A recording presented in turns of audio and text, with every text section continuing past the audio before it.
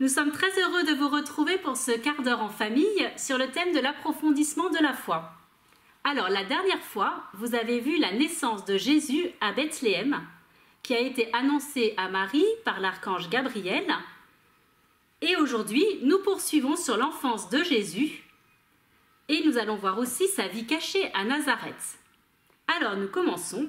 Jésus est né très pauvrement dans une étable.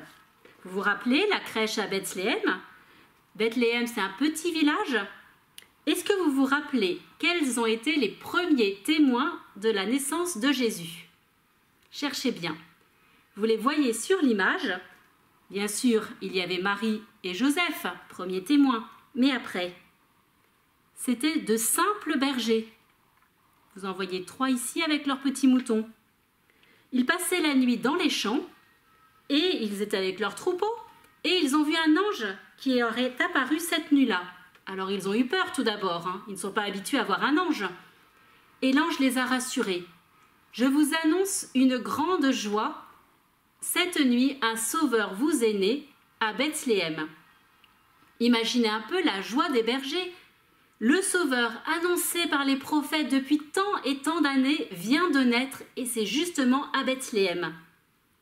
Je vous assure qu'ils n'ont pas traîné eux pour se lever et pour courir jusqu'à la crèche, le cœur plein de joie, pour adorer, comme vous le voyez, l'enfant Jésus. Eh bien nous aussi, sachons nous émerveiller de tous ces petits cadeaux que Jésus fait et vient nous donner chaque jour. Un sourire, une attention ou une parole gentille peuvent procurer plein de joie aux autres. C'est facile à faire, n'est-ce pas? C'est à la portée de tout le monde. Et apprenons aussi à remercier. Remercier ceux qui nous font des cadeaux, mais surtout remercier Dieu. Car à travers les autres, c'est lui qui nous les fait, ces cadeaux. Et ensuite, qui vient voir Jésus? Vous vous rappelez aussi certainement qu'après les bergers, voici les mages. Les mages, ce sont des rois venus d'Orient, donc de très loin, qui ont vu une étoile dans le ciel. Et cette étoile les a guidés jusqu'à Bethléem. Alors les mages, ce sont des païens, ça veut dire qu'ils ne croient pas en Dieu. Mais ils annoncent que tous les peuples, même ceux qui ne croyaient pas en Dieu, accueilleront un jour le message de l'Évangile. Et nous aussi, nous pouvons être missionnaires, même à notre âge. Peu importe que vous soyez enfant ou adolescent, vous pouvez être missionnaire. Vous pouvez l'être en parlant de Jésus à vos amis, surtout ceux qui ne croient pas en lui, qui ne le connaissent pas. Mais vous pouvez aussi prier pour vos amis. Et puisque en ce temps de confinement, on ne peut pas faire tout ce qu'on aurait voulu faire comme d'habitude, eh bien nous pouvons contacter ces amis qui ne croient pas en Dieu. Et vous serez ainsi comme l'étoile qui a guidé les mages vers Jésus à la crèche. Et alors, après les mages, que s'est-il passé? Rappelez-vous. Alors, cette fois, on quitte la crèche, on quitte Jérusalem, on arrive au temple. C'est là où Jésus est présenté. C'est le 4e mystère joyeux du rosaire, la présentation de Jésus au temple. Marie et Joseph accomplissent le précepte de la loi juive qui voulait que tout garçon premier-né soit présenté à Dieu. Alors ceci nous montre l'obéissance que nous devons avoir pour les commandements de Dieu. Dieu nous a donné ces commandements pour nous aider à grandir en sainteté et à grandir en liberté. Petit exercice de mémoire, est-ce que vous vous rappelez les 10 commandements? Vous pourrez les chercher. Et surtout, il faut les savoir aussi dans l'ordre. Et vous vous rappelez sans doute le grand commandement que Jésus nous a donné, le commandement de l'amour, d'aimer Dieu et d'aimer le prochain comme nous-mêmes. Alors soyons toujours obéissants à Dieu et à ceux qui le représentent sur la terre.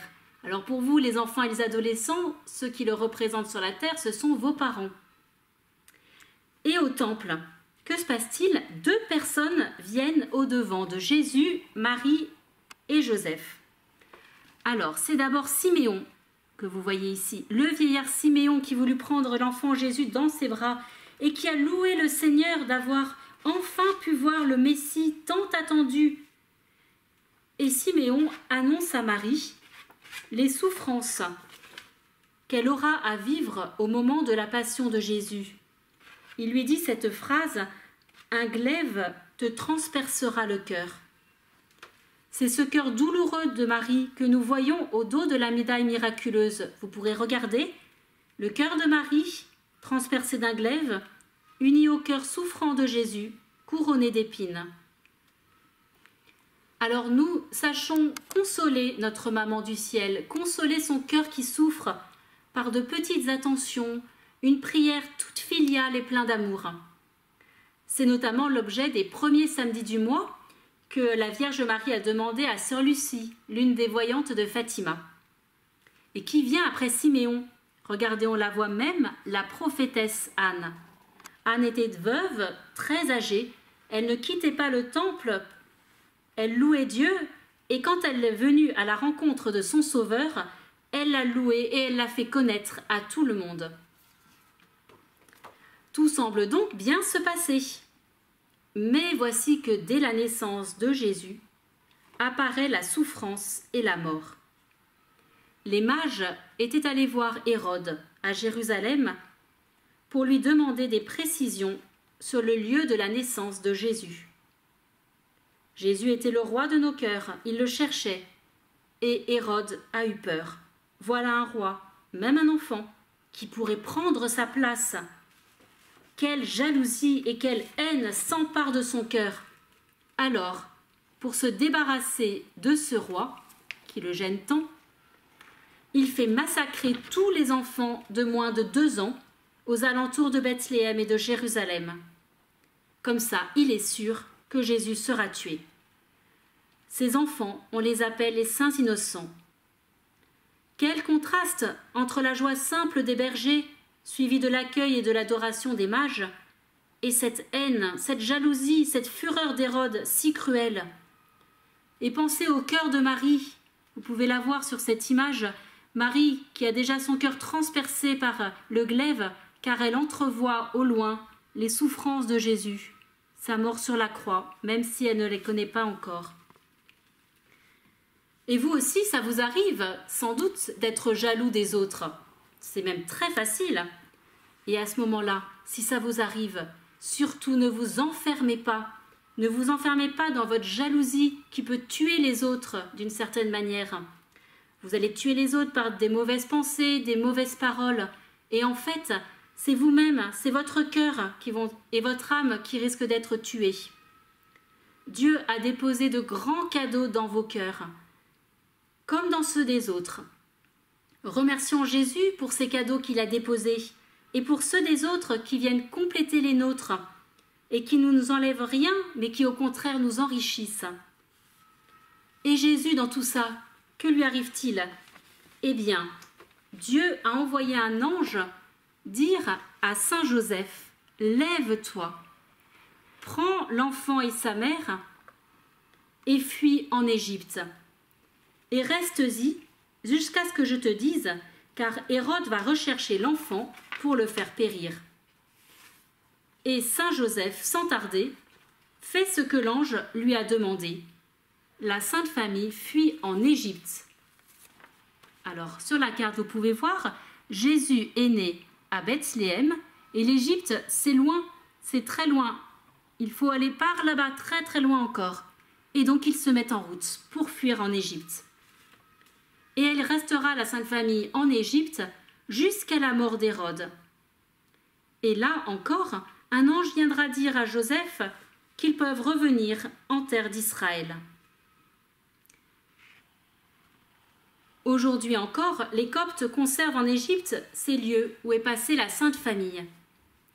Peut-être vous sera-t-il donné un jour d'y aller. Ces lieux, comme ceux d'Israël, nous montrent bien que Jésus est venu sur notre terre, vivre une vie semblable à la nôtre, excepté le péché, pour nous sauver et nous rendre saints. Et la Sainte Famille revient donc et vient s'établir à Nazareth, non pas en Judée, la Judée c'est la région de Jérusalem, et de Bethléem, mais ils vont s'établir à Nazareth, près du lac de Tibériade, qu'on appelle aussi la mer de Galilée. Alors vous voyez, c'est une région qui est plus au nord, mais les évangiles ne nous disent pas grand-chose sur la vie de Jésus et de la Sainte Famille à Nazareth. Saint Luc nous rapporte « L'enfant grandissait et se fortifiait et se remplissait de sagesse, et la grâce de Dieu était sur lui. » Mais les évangiles nous rapportent, par Saint Luc, un épisode de la vie de Jésus adolescent, quand il avait 12 ans. Est-ce que vous vous rappelez de cet épisode de Jésus à 12 ans? Il n'y en a pas beaucoup qu'on raconte de Jésus adolescent, mais en voilà un. C'est le 5e mystère joyeux du rosaire, la perte et le recouvrement de Jésus au temple. Lors du grand pèlerinage à Jérusalem chaque année, Jésus est resté, cette fois-ci, à l'insu de ses parents, au lieu de rentrer avec eux.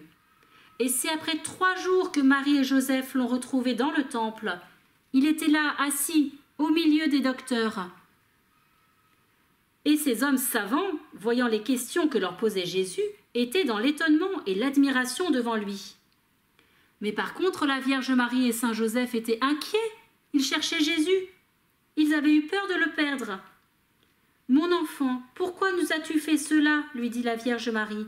« Vois, ton père et moi te cherchions angoissés. » Et avec la réponse de Jésus, nous avons les premières paroles qu'il a prononcées et que l'Évangile nous transmet. « Pourquoi donc me cherchiez-vous ? Ne saviez-vous pas que je dois être dans la maison de mon père ?» Curieuse réponse, auriez-vous peut-être envie de dire. Bien sûr, Jésus ne voulait pas blesser Marie ni Joseph, mais il voulait leur montrer que celui qui doit avoir la première place dans notre cœur, c'est Dieu. Et vous aussi, vous pouvez chaque jour prendre un ou plusieurs moments seul avec Jésus pour lui parler, l'écouter, le prier. C'est un vrai temps de cœur à cœur, une minute d'amour avec Jésus. Et en ce temps de confinement, vous avez le temps et votre prière confiante et aimante touchera le cœur de Jésus. Et la Sainte Famille, après cet épisode au temple, retourne à Nazareth. Saint Luc décrit leur vie, toute simple, toute ordinaire. Il redescendit avec eux et il leur était soumis.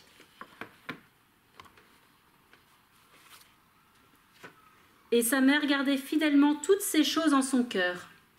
Quant à Jésus, il croissait en sagesse, en taille et en grâce devant Dieu et devant les hommes. Admirons la vie de la Sainte Famille pleine d'amour, et nous aussi tâchons de faire de notre foyer un petit Nazareth pour vivre comme Jésus, Marie et Joseph. Voici pour finir un dernier épisode de la vie cachée de Jésus que les évangiles ne nous rapportent pas, mais que nous connaissons par la tradition. C'est la mort de Saint Joseph. Jésus et Marie ont assisté Saint Joseph jusqu'à ses derniers moments. Et vous aussi, pensez à bien prier pour les malades, pour les mourants, pour les âmes du purgatoire, vous en connaissez, pour que ces âmes puissent aller le plus vite possible au ciel. Saint Joseph est le patron de la bonne mort, prions-le bien. Et voilà, Jésus a vécu une vie cachée, retirée à Nazareth, une vie toute simple comme la nôtre, travaillant comme son père Saint Joseph. Mais c'était une vie d'amour, de paix et de joie, et c'est le modèle de toutes les familles que nous devons imiter. Maintenant, Jésus a 30 ans. Sa vie publique va commencer, mais ça, vous le verrez la prochaine fois. Alors maintenant, tournons-nous pour conclure ce petit temps en famille vers la Sainte Famille et prions-la. Dans la paix de la maison de Nazareth, Saint Joseph, regarde-nous toujours dans l'intimité de Marie et de Jésus.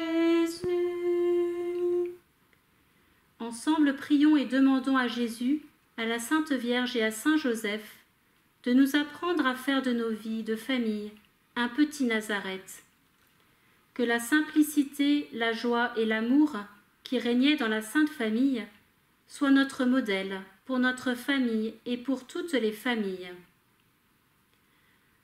Dans la paix de la maison de Nazareth,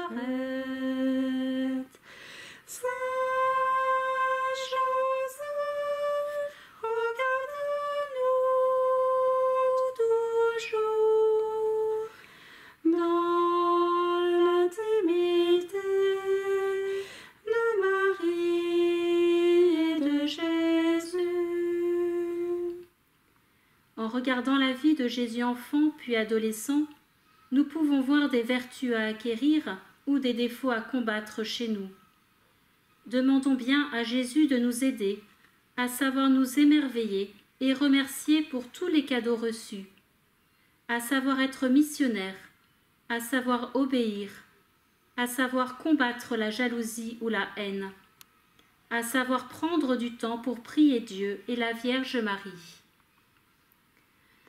Dans